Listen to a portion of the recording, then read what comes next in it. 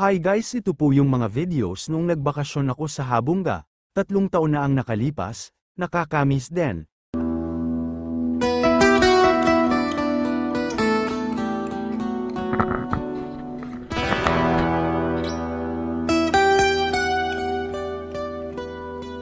At ito naman po ang danaw dito ako naliligo bago pumasok sa school.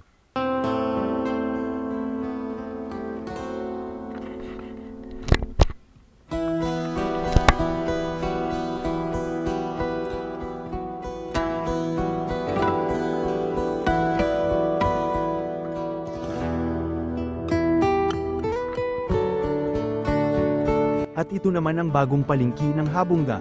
Dito sa Barrio Peques ako naglalako ng SD noon. At maraming ako kaibigan dito.